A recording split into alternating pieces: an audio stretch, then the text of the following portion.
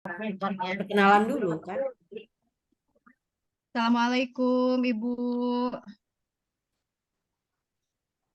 Di mute. Masih di mute, Bu? Ya. Waalaikumsalam. Alhamdulillah. Assalamualaikum Ibu Nancy. Assalamualaikum Ibu Salam Nancy. kenal. Salam kenal dari grup PPG 1. Kami dari mahasiswa PPG dalam jabatan tahun 2023, LPTK UHAMKA bidang studi matematika angkatan 2, Bu. Kami mohon izin, mohon minta waktunya untuk wawancara. Dimulai saja ya. Silahkan. Assalamualaikum warahmatullahi wabarakatuh. Waalaikumsalam warahmatullahi wabarakatuh. Terima kasih atas waktunya, Ibu Nancy. Saya perkenalkan kepada teman-teman, Ibu Nancy Sifah Hayati MPD ini sekarang beliau bertugas di SMA Negeri 4 Bandung. Selain mengajar, beliau juga sebagai guru instruktur dan guru pamong PPG dalam jabatan UPI Bandung dan guru fasilitator guru penggerak Angkatan 9. Itu. Suatu kehormatan bagi kami dapat bertatap maya dengan Ibu di tengah-tengah kesibukannya, meluangkan waktunya untuk dapat berbagi pengalaman-pengalaman kepada kami. Dan ada beberapa pertanyaan yang akan kami ajukan. Mohon sharing pengalaman yang Ibu alami gitu ya, Bu ya. Mungkin pertanyaan yang pertama dari Ibu Satri. Mangga Ibu Satri. Assalamualaikum Ibu Nancy, perkenalkan nama saya Satri Pamuji. Saya mengajar di SMP PGRI 1 Depok, Kota Depok, Bu, mengajar kelas 7. Ada pertanyaan dari saya ya, Bu. Apakah Ibu mempunyai kiat khusus untuk mengatasi rendahnya minat belajar siswa? Ya, oke. Salam kenal ya Ibu Satri Pamuji. Alhamdulillah. Sebetulnya saya malu ya di sini, tapi insya Allah mungkin kita sama-sama sharing, sama-sama belajar gitu ya. Pada saat kita menghadapi siswa yang rendah minat belajarnya, kalau bagi saya pribadi biasanya itu dengan menciptakan lingkungan belajar yang menyenangkan ya, atau juga mungkin pembelajaran yang interaktif gitu ya. Kalau kadang-kadang anak melihat anak itu nggak ada motivasi, kita tertantang gitu ya. Bagaimana sih caranya biar anak-anak itu tumbuh motivasinya gitu kan. Maka dari itu kalau saya pribadi kita bangkitkan motivasinya itu, kita ciptakan lingkungan belajar seperti misalnya ada ice breaking gitu ya di sela-sela pembelajaran gitu kan, atau mungkin juga pembelajaran yang menyenangkan itu kalau saya cenderung menggunakan games ya. Jadi melalui games itu anak-anak akan muncul motivasi belajarnya. Mungkin itu saja gambaran dari saya ya Bu. Terima kasih Bu sharing ilmunya. Alhamdulillah. Gimana Bu Satri? Sudah terjawab ya, sudah puas. Alhamdulillah. Berarti harus ada menciptakan suasana yang menyenangkan bagi anak-anak, dan memang benar harus ada ice breaking gitu ya, biar anak-anak gak jenuh gitu ya, mungkin itu. Mungkin pertanyaan yang kedua dari Ibu Hastiwuri, mangga Ibu. Ya, terima kasih Bu Desi. Ya. Warahmatullahi wabarakatuh Ibu Nancy. Perkenalkan, nama saya Hastiwuri Wandiatama. Saya dari SMP Negeri 6 Kota Bekasi, kelas 9. Saat ini saya ingin menanyakan apa Ibu bisa melihat bahwa hasil belajar matematika itu dianggap berat. Ya, oke. Cukup itu saja ya pertanyaannya. Ya, Ibu. Ya, oke. Seperti kita ketahui bersama ya, pengalaman menjadi seorang guru itu pada saat kita melihat hasil belajar rendah itu yang jelas yang namanya assessment itu kan ada yang assessment for learning dan assessment as learning ya, ataupun penilaian sumatif dan penilaian formatif gitu kan. Nah, jika nilai sumatif dan formatifnya itu rendah gitu ya, misalnya matematika di bawah KKM gitu ya, itu indikator bahwa si anak tersebut hasil belajarnya itu masih rendah. Itu poin pentingnya gitu kan. Kemudian yang kedua itu partisipasi aktif di dalam kelas ya. Kan kalau kita mengadakan proses pembelajaran itu kan ada penilaian baik itu penilaian sikap, kemudian keaktifan, itu kan ada kita gunakan gitu ya. Makanya Nah, proses ya Bu ya. ya proses betul pada saat aktif di dalam kelas itu, kalau anak tidak aktif berpartisipasi, kalau misalnya anaknya males gitu ya, terus dia nggak ikut pembelajaran matematika, ini juga kita bisa melihat indikator bahwa anak tersebut itu mengalami kesulitan belajar gitu ya. Itu yang kedua. Kemudian yang ketiga, seperti halnya kalau saya lakukan itu, saya selalu di awal proses pembelajaran di awal semester itu melakukan diagnostik awal gitu ya, baik itu diagnostik awal maupun diagnostik setelah gitu paskanya di situ, atau evaluasi kemajuannya itu selalu kita lihat. Nah, hasil tes diagnostik baik di awal itu kan untuk menentukan gaya belajar anak gitu ya.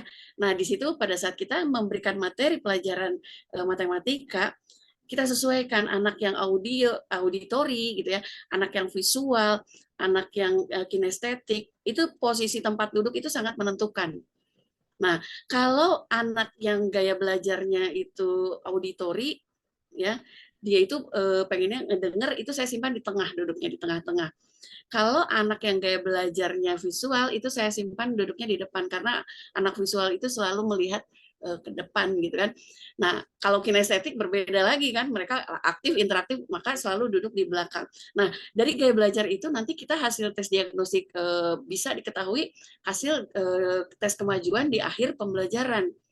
Nah, jika evaluasi kemajuan di akhir itu memberikan gambaran tingkat pemahaman dari kemajuan siswa tersebut, maka kita bisa mengukur bahwa itu anak tersebut itu hasil belajarnya rendah atau tinggi gitu ya. Nah, kemudian poin yang keempat itu konsistensi dalam hasil. Maksudnya, jadi jika hasil belajar matematika anak itu konsisten terus aja ya, dari awal itu rendah ya, dari waktu ke waktu. Hal ini menunjukkan bahwa itu ada tantangan bagi kita untuk bisa mengobati anak tersebut ya. Itu mungkin barangkali yang bisa saya sampaikan ya untuk Ibu Hasti.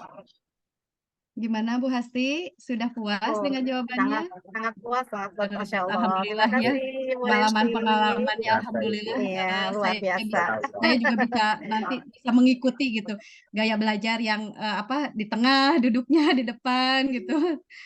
Iya, benar. Pasti saya ajarkan, pasti saya terapkan gitulah di kelas. Betul, Berarti betul. melihat ya, hasil belajar itu bisa dari asesmen gitu ya Bu ya, salah satunya mungkin gitu ya, asesmen formatif, sumatif, dan proses juga gitu mungkin. Iya. Nah, di awal selanjutnya juga kita bisa menentukan gitu ya, bahwa si anak itu kalau misalnya dia itu termotivasi belajar, dia tuh harus disesuaikan dengan gaya belajarnya juga, itu harus kita jadi bahan pertimbangan gitu ya. Anak yang kinestetik kan sering kadituk kadi jadi bahasa. Makanya ini ya Bu ya. Di belakang, dia itu selalu ditempatkan di belakang. Ditempatkan di belakang gitu ya. Iya, betul. Ya. Kalau bahasa Sunda mah ngagandengkeun, berarti biarinlah di depan gitu kan. Ya, untuk pertanyaan selanjutnya boleh dari Bu Narulita. Boleh, silahkan Bu Narul. Ya, baik Bu Desi, terima kasih. Ibu, perkenalkan saya Narulita dari SMP Negeri 3 Lewiliang, Kabupaten Bogor. Di sini saya punya pertanyaan, Ibu. Apakah ada faktor-faktor tertentu yang menurut Ibu mempengaruhi hasil belajar matematika? Itu Ibu pertanyaan dari saya. Ya, betul. Ini pertanyaan yang cukup tertantang gitu ya. Karena kalau kita lihat dari pertanyaan ini sepertinya yang harus kita garis bawahi itu adalah model dan metode pembelajarannya ya Bu ya. Jadi artinya model dan metode pembelajaran yang digunakan oleh kita itu bisa berpengaruh terhadap hasil belajar anak ya. Beberapa siswa mungkin dia akan lebih memahami konsep matematika melalui pendekatan visual. Nah, ini tadi disinggung ya. Tapi sementara yang lain juga mungkin ada pendekatan secara kognitif. Jadi pada saat inilah kita sebagai guru itu harus memilih gitu ya model dan metode pembelajaran yang tepat untuk kita gunakan pada saat proses pembelajaran matematika. Kemudian yang kedua itu adalah keterampilan dasar. Nah, ini keterampilan dasar ini seperti pemahaman angka gitu ya, kemudian operasi dasar, kemudian pemahaman tentang hubungan matematis yang lebih mendasar, itu juga dapat mempengaruhi kemampuan peserta didik untuk memahami konsep lain yang lebih kompleks ya.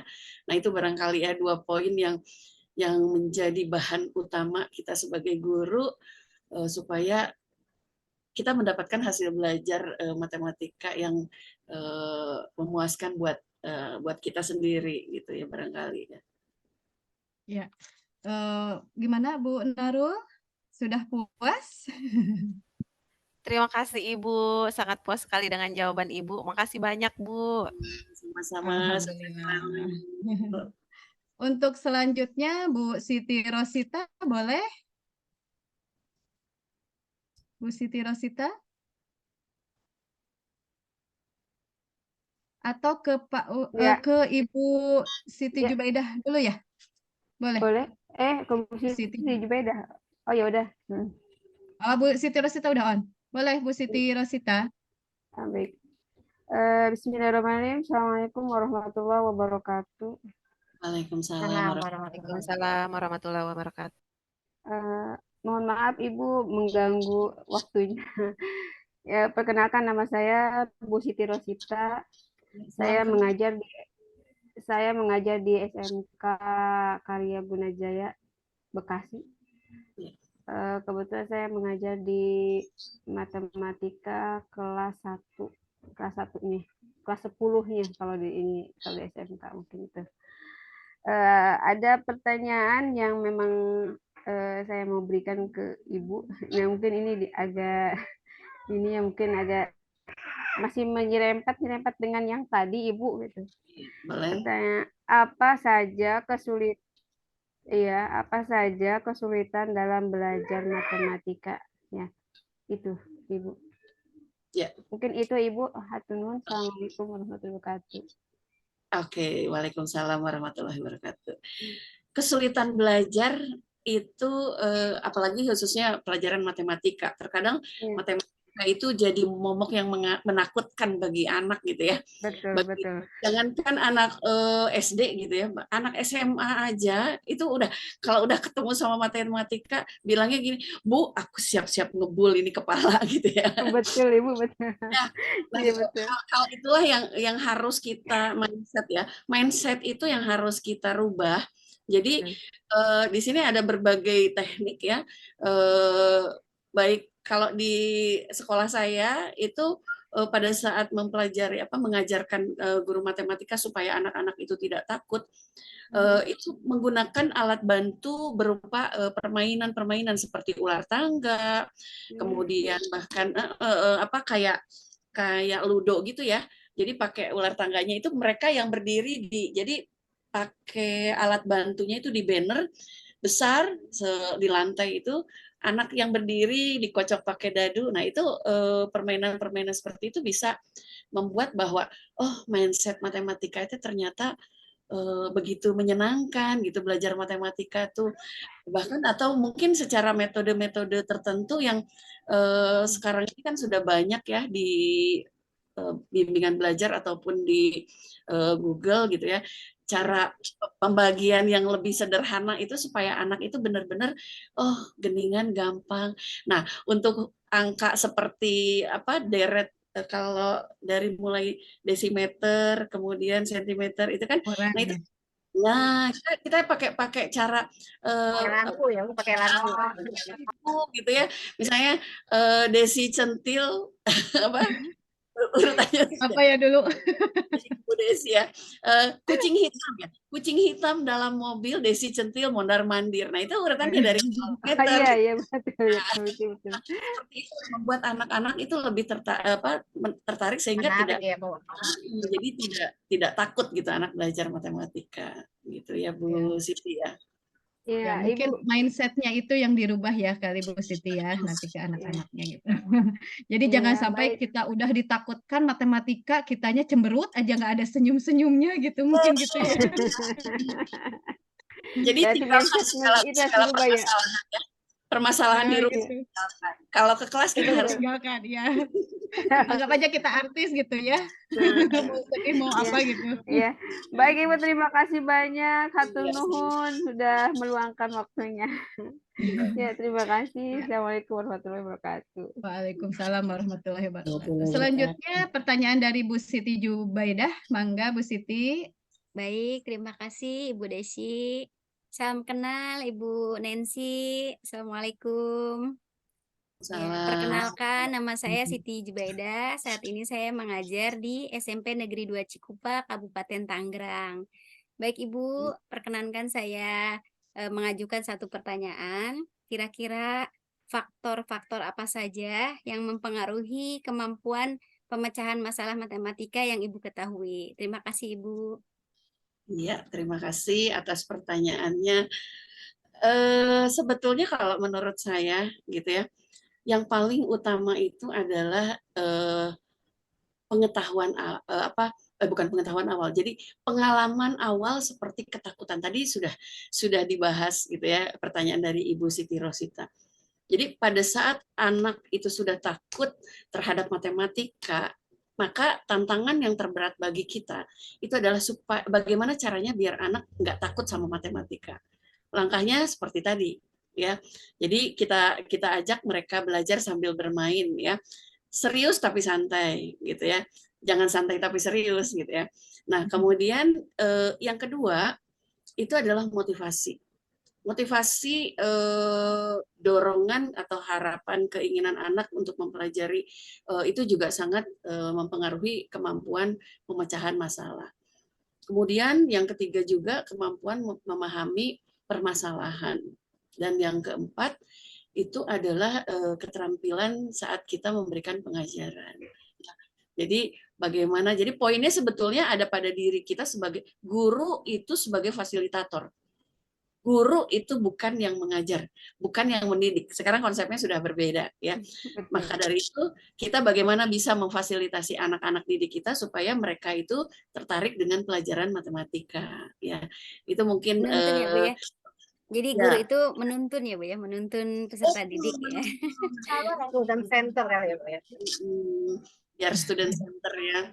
Iya. Baik Ibu, Ya, terima ini kebetulan Bu kasih. Siti Jubaidah juga lagi pendidikan guru penggerak, Bu. Iya Bu, Tahun CGP berapa? angkatan 9. Sedang Sama-sama berjalan. saya Double juga Bu. ini sudah modul 2 ya. Iya Bu. Pasilnya saya Saling dengan sharing. Pak Arif, pasilnya saya Pak Arif Budiman. Pak Arif. Saya memegang Kabupaten Tasik ini sekarang. Oh, alhamdulillah, barakallah Ibu, Masya Allah. Salam kenal Ibu Siti. Luar biasa Ibu, salam kenal. Hatur nuhun pisan Ibu. Alhamdulillah ya, nanti bisa sharing-sharing di luar ini gitu ya. Ya, alhamdulillah, Selanjutnya Masya Allah. dari Bapak Willy. Mangga Bapak Willy. Ada gangguan nggak ya suara saya ya? Jelas, Jelas, Pak. Pak. Ya, jelas, Oh, jelas. alhamdulillah. Nanti selamat malam dan mungkin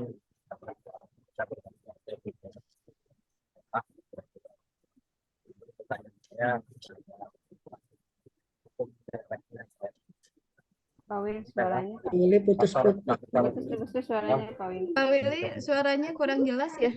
ya, Kameranya di off cam deh supaya jelas suaranya. Kameranya di off cam dulu coba. Ya. Mangga. ada ya. Kita coba dengar. Kedengeran tapi nggak jelas, kurang jelas gitu. Dicoba Pak. Iya, jadi pertanyaannya faktor yang menyebabkan kurang aktifnya dalam pembelajaran. Orang juga itu yang tidak aktif kalau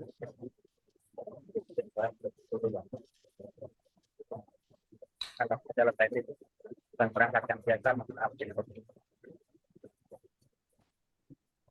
Pertanyaan Mungkin pertanyaannya saya ulang ya. Apa sajakah faktor yang menyebabkan siswa kurang aktif dalam pembelajaran? Mungkin itu, Bu. Iya, iya. Oke. Jadi gini, kalau siswa tidak aktif dalam pembelajaran, artinya siswa kita itu sakit, ya. Kalau sakit, kita harus mengobati, gitu kan. Cari obatnya yang pas untuk diagnosis siswa yang tidak aktif tadi. Mungkin salah satunya itu adalah kita kembali lagi ke kita sebagai guru, ya. Mungkin kita mengajarkan anak itu cenderung monoton, gitu ya. Jadi tidak variatif. Tadi sudah beberapa kali disinggung untuk hal ini, ya.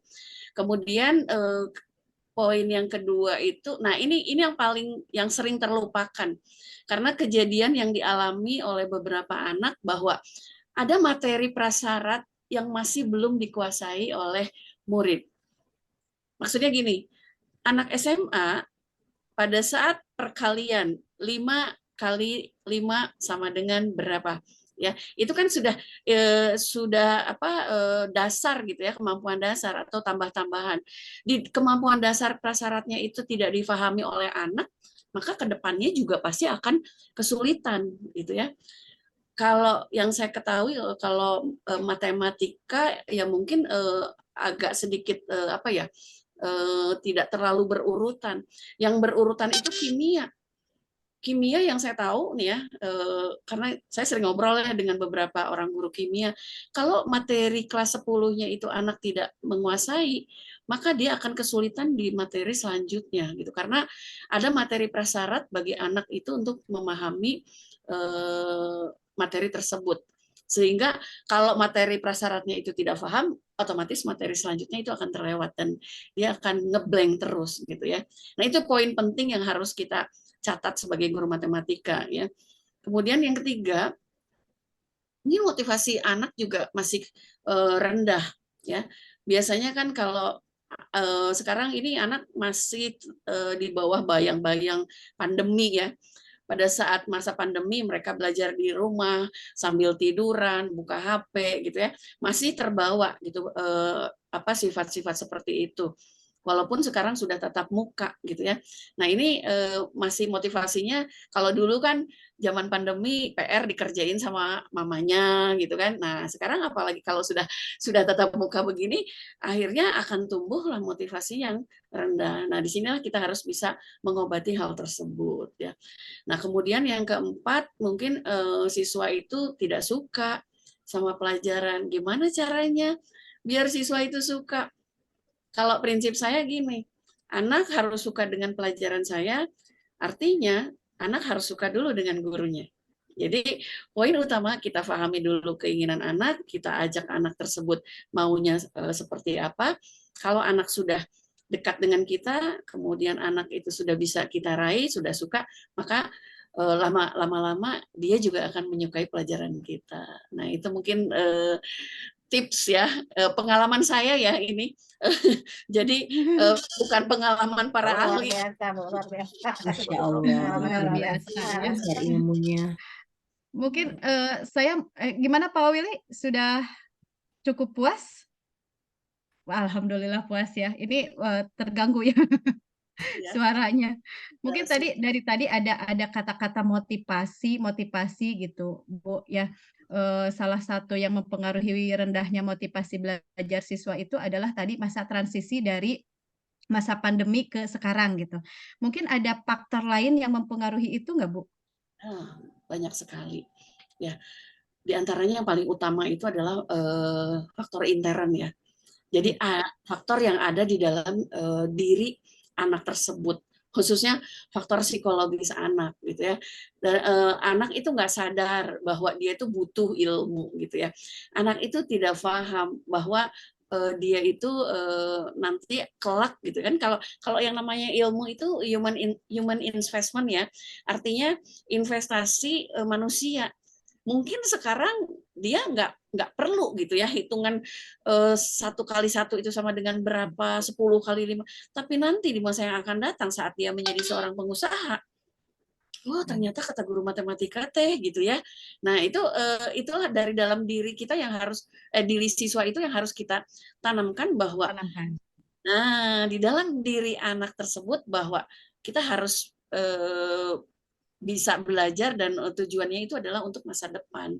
Jadi ibaratnya kita memenuhinya hari ini, mungkin kerasanya nanti di masa yang akan datang gitu, dari dalam diri anak yang harus kita tekankan gitu ya. Nah, kemudian yang kedua motivasi guru ya Bu Desi. Terkadang saya merasa bahwa saya juga kalau ngajar itu ada modinya ya. Artinya saat lagi tugas banyak, apalagi saya kan pegang kesiswaan juga di sekolah gitu ya. Jadi pada saat ada kegiatan siswa, Bu Nancy ini kepala sekolah udah langsung nunjuk, ini harus ke dinas, harus ngurusin anak, harus nganter anak. Aduh, ini saat seperti ini, nah kita udah menunaikan kewajiban kita sebagai tugas tambahan, tapi kita juga kan harus menunaikan tugas pokok kita yang mendidik ataupun memberikan pengajaran kepada anak didik kita. Di situ terkadang motivasi itu naik turun. Nah, artinya di situ ada kurang optimal gitu ya. Nah, itu suatu hal yang manusiawi. Tapi itu harus perlu dicas. Cara ngecasnya gimana? Tanamkan pada diri kita bahwa anak butuh kita gitu ya. Kita harus memfasilitasi anak. Kalau kita tidak masuk, anak akan bagaimana? Nanti akan apalagi kalau misalnya kelas itu aja yang sering ditinggalkan gitu ya. Nanti akan Bu, kok kelas 6 materinya udah sampai sini kok kita mah. Nah, kadang-kadang ada tuntutan bagi anak tertentu yang dia bersemangat belajar itu merasa dirugikan. Maka dari itu tumbuhkan pada diri kita bahwa semua anak itu harus diberikan pelayanan yang sama, ya itu motivasi kita itu. Kemudian ada juga anak yang terkadang dia tuh sekolah itu hanya untuk mencari status, ya artinya dia itu status pelajar ya pengen, jadi nggak ada tujuan gitu ya. Kadang-kadang kalau kita tanya, nak kamu kenapa daftar ke SMA atau ke SMK atau ke SMP? Ada disuruh sama mama gitu ya. Terus nggak punya cita-cita, nggak tahu cita-cita juga nggak tahu gitu ya. Nah artinya di situ peranan kita ini harus meluruskan niat sekolah ini untuk apa? Hanya untuk mengisi waktu, hanya disuruh oleh orang tua, atau mungkin untuk masa depan anak. Nah, terkadang dari dalam diri anak itu belum tumbuh, masih ada ya hal-hal yang seperti tadi saya sebutkan. Nah, tetap semangat untuk meningkatkan motivasi anak didik kita ya, Bu Desi. Ya. Berarti anaknya harus punya goals ya sebelum setelah selesai sekolah gitu ya. Ya, betul. Kadang-kadang ya kalau saya tuh ke anak suka bilang begini, kamu bangun tidur, terus ngapain gitu kan? Ya itu hal-hal yang kecil ya, sebetulnya sangat sederhana. Aku Bu bangun tidur buka HP, kata anak itu. Terus kalau setelah buka HP, mandi Bu. Sudah mandi mau kemana? Terus di situ kan ada poin-poin atau langkah-langkah yang akan dilakukan oleh anak tersebut. Saya tanyakan, hari ini rencananya mau kemana gitu kan? Nggak mungkin lah pada saat sudah mandi pakai baju tiba-tiba keluar rumah, aduh kemana ya, culang-cileng gitu ya. Jadi harus ada tujuan yang jelas. Nah ibaratnya menuntut ilmu itu seperti itu. Jadi kita menuntut ilmu itu satu proses, nanti kedepannya mau bagaimana, mau jadi apa. Nah itu mungkin salah satu bentuk untuk memotivasi anak didik kita. Ya seperti itu contoh yang sederhananya. Ya, mungkin anak tidak bisa memilih guru seperti apa, tetapi kita sebagai guru bisa memilih anak akan menjadi apa gitu mungkin ya gitu ya. Betul sekali. Terima kasih Ibu atas share pengalamannya. Ya Allah, Masya Allah ya. Terima kasih. Luar biasa. Nambah ilmu luar biasa. Terima kasih. Di sela-sela kesibukannya masih bisa meluangkan waktu untuk kami ya. Terima kasih banyak, ya Allah. Terima kasih Ibu. Sana Dek. Aduh, Sehat selalu. Banyak Bu saya Nancy. teh masih belajar sebetulnya ini juga, jadi masih belum bisa menjadi apa ya guru yang diinginkan oleh anak didik saya gitu ya, masih dalam proses ya. Jadi kita sama-sama belajar. Mohon maaf jika ada hal-hal yang mungkin kurang berkenan gitu ya. Hanya Sama-sama kalau Ibu. kalau Kami boleh yang ini buat mohon maaf Insya mengganggu Allah waktu nggak ada Ibu. kok. saya akan Makasih sedikit banyak ya Ibu. memberikan ice breaking buat anak-anak didik kita. Kalau secara virtual gini kan kadang-kadang sulit gitu ya ice breaking ya. Saya kasih clue. Clue-nya bumi itu bulat. Ya. Siap ya. 10 ditambah 8 ditambah 100 sama dengan berapa? 5. Cakep. Betul. Sekarang Ibu Hasti sudah bisa menjawab. Sekarang bagian yang lainnya. Siap. Bumi itu bulat. 20 ditambah 10 ditambah 8 sama dengan berapa? 4. Iya, cakep. Mungkin dapat hadiah. Ambil Ibu. Saya belum nyambung Ibu, saya belum nyambung. Sama, saya juga belum nyambung. Belum nyambung. Nanti sambung lagi kita